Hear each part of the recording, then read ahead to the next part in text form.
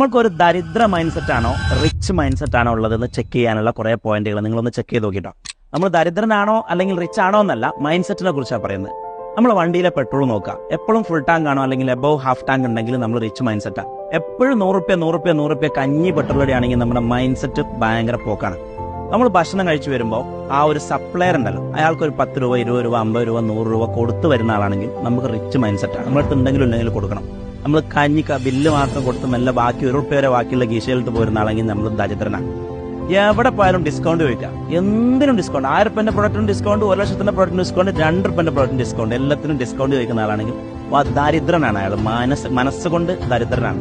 അതുപോലെ തന്നെ നമ്മൾ സ്ട്രീറ്റ് വെൻഡേഴ്സിനോട് ബാർഗെയിൻ ചെയ്യാം. ഇപ്പൊ ഒരു ഉദാഹരണത്തിന് നമുക്കൊരു ഉദാഹരണം, ഒരു തേങ്ങ 50 രൂപക്ക് കിട്ടുന്ന സാധനം 40 തരുമെന്ന് ചോദിക്കുന്നതിന് പകരം ആ സ്ട്രീറ്റ് വെൻഡർക്ക് 50 രൂപയല്ല 100 രൂപ കൊടുത്തിട്ട് വരണം സ്റ്റൈലില്. അത് റിച്ച് മൈൻഡ് സെറ്റാണ്. അയാളോട് ബാർഗെയിൻ ചെയ്യുന്നത് ദരിദ്ര മൈൻഡ് സെറ്റാണ്. അങ്ങനെ തുടങ്ങിയിട്ട് നമ്മളെ തന്നെ പരിശോധിച്ചാൽ നമുക്ക് മനസ്സിലാവും. ആദ്യം റിച്ച് ആവണമെങ്കിൽ ആദ്യം ചെയ്യേണ്ടെങ്കിൽ ജീവിതം ആസ്വദിക്കണേ ആദ്യം ചെയ്യേണ്ടത് മൈൻഡ് സെറ്റ് നമ്മൾ റിച്ച് ആക്കി എടുക്കണം. എന്നാലേ പൈസ ഉണ്ടെങ്കിൽ പോലും നമുക്ക് ആസ്വദിക്കാൻ പറ്റുള്ളൂ. അല്ലെങ്കിൽ ചിലപ്പോൾ നമ്മൾ വലിയ പണക്കാരനായിരിക്കും, പക്ഷെ കഞ്ഞിയായിരിക്കും.